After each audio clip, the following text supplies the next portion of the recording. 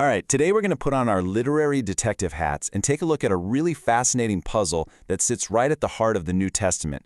We're talking about the Gospels of Matthew, Mark, and Luke. Let's dive right in. So here's the mystery at the heart of it all.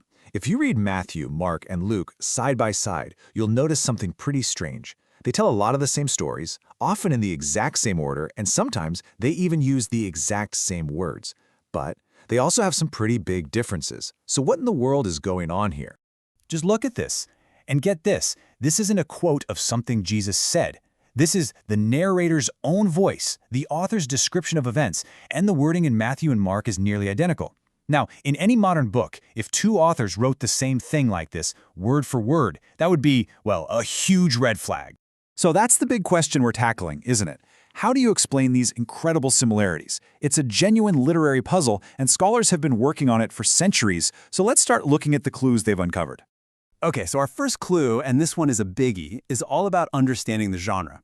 To solve this puzzle, we have to play by the literary rules of the first century, not the 21st. They're just different.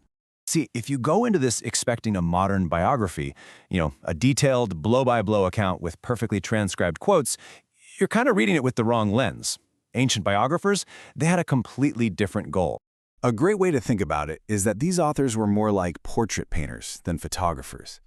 They weren't trying to capture every single detail of every single moment. Instead, they were carefully selecting which events and teachings to include to paint a very specific portrait of Jesus, one that would communicate a powerful theological message. Here's a great analogy from scholar Dr. Dave Mathewson that really makes this click. Think about the minutes from a meeting. An hour-long meeting might get boiled down to 2 pages of notes, and nobody accuses the secretary of being inaccurate, right? Of course not. Their job is to capture the main points, the important decisions. And in the same way, an ancient biographer could summarize a long sermon, and it would be seen as a totally faithful and accurate account. Okay, so if these are theological portraits and not strict modern histories, that naturally leads to a pretty big follow-up question, right? Can we actually trust them? Are they reliable accounts of what really happened? Now, you've probably heard of C.S. Lewis's famous trilemma. He made this argument that, based on the claims Jesus makes in the Gospels, you really only have 3 choices. He was either a liar, a lunatic, or Lord. Lewis's point was that calling him just a good moral teacher doesn't really work with what the texts say he claimed about himself.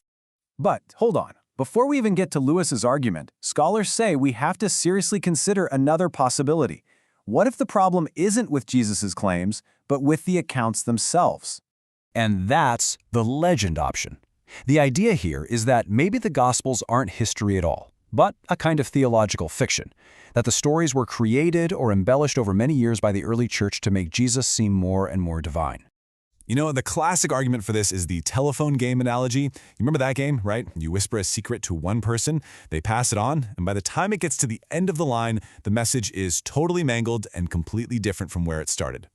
But a lot of scholars push back on that analogy, and for a really good reason. It leaves out the eyewitnesses. A better analogy would be a game of telephone where every few people, the person who started the message stands up and says, "Whoa, nope, that's not what I said, it was this."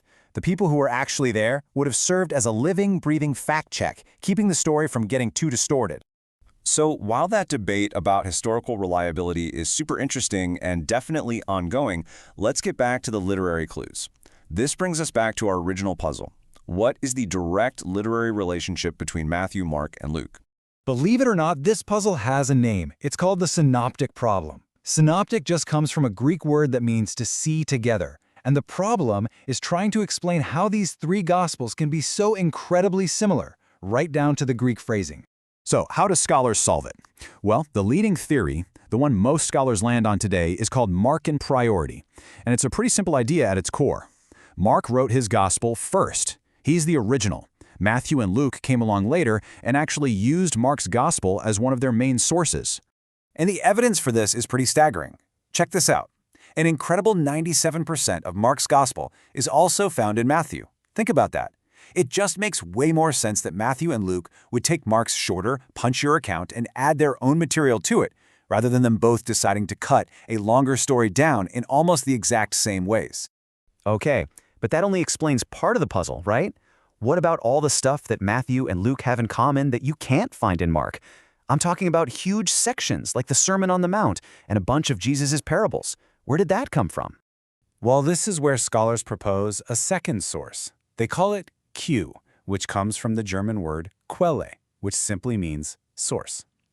Now, we don't have a copy of Q, it's a hypothetical document, but the theory is that it was a collection, probably mostly of Jesus' sayings, that both Matthew and Luke had access to. And all of this comes together in what's called the two-source hypothesis.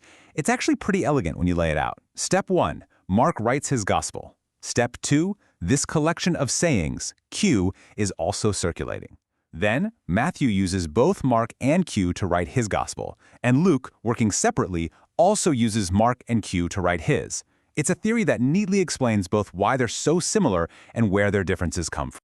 All right, let's pull all these threads together. We've talked about genre, reliability, and sources. So what's the big picture here? How should all this change the way we actually read these texts? Here's the most important takeaway.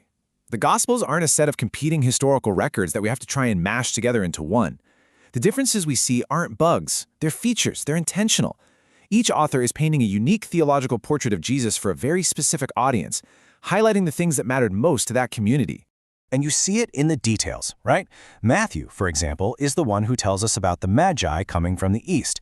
Luke, on the other hand, focuses on the shepherds and makes a special point to show Jesus praying over and over again.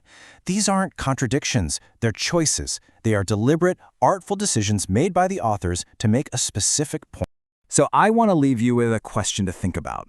When you stop seeing the Gospels as just a single flat story and start seeing them as four distinct, artful, and theological portraits, how does that change the way you read them? It's a perspective shift that can open up a much richer, deeper, and more fascinating story.